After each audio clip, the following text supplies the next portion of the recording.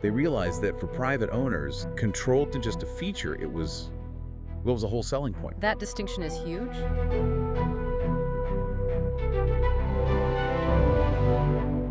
Today, we're doing a deep dive into something much more radical, a truly self-driving car that you can actually own. We're looking at the Tensor RoboCar. It's a custom-built SAE Level 4 vehicle, and they're promising deliveries to customers as early as 2027. And what's fascinating here is the backstory.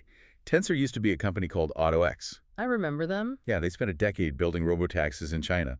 But then they made this huge pivot. They divested their China operations, rebranded, and came back to California. Why the sudden change? It really all came down to data privacy.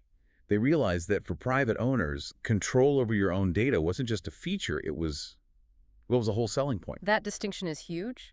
So our mission here is to figure out what it actually takes technologically to deliver that kind of level 4 capability to a private owner. Well, to get there, Tensor knew they couldn't just modify an existing car.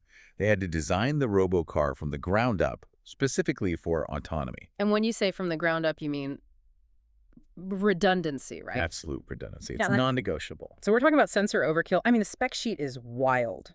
Over 100 sensors on this thing. It's a lot. It has 5 LiDAR arrays.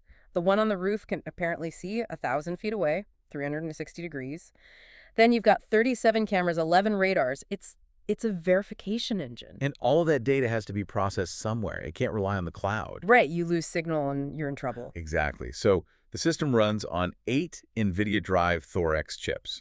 That's 8,000 TOPS, which is essentially an onboard supercomputer. 8,000 tera operations per second. Wow. And that local processing is what allows them to run their dual AI system. Hold on. Dual AI. How does that even work? So they run 2 parallel systems. One is trained on, millions of miles, driven by professional human drivers, the standard approach. Sure. But the second one uses a visual language model, a VLM. So instead of just seeing data points, it understands context. It can see a child chasing a ball towards the road and predict what's going to happen. It handles the edge cases. The really unusual ones, yeah. Okay, this is where it gets really interesting for me. The actual user experience.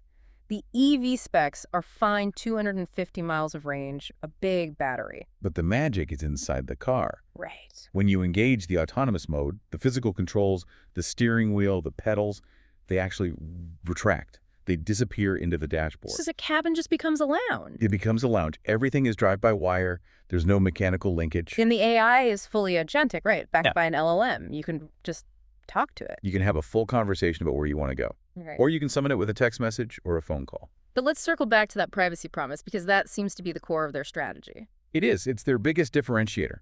Because all that heavy computing is local, owners have to actively opt in to share any data. So if you don't, nothing leaves the car. Nothing. And you have full access to delete all your personal data, even biometrics like your facial scan. The interior cameras and mics even have physical covers and off switches.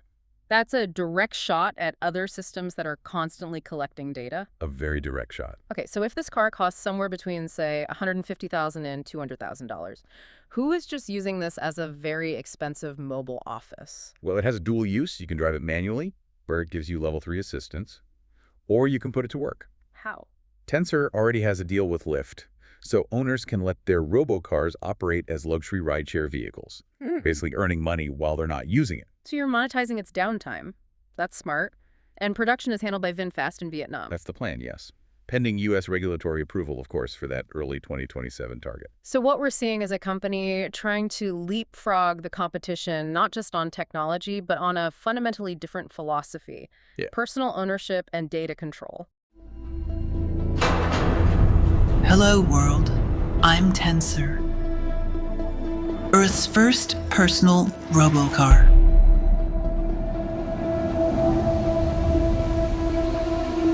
And this is Dave. He calls and I arrive, ready to welcome him in. When he wants to relax, I take the lead, to guide, to protect. If Dave speaks, Hey Tensor, take me to the airport hangar. I listen and learn. Then we move, always in sync, always intentional. But if he needs a moment alone, I step aside.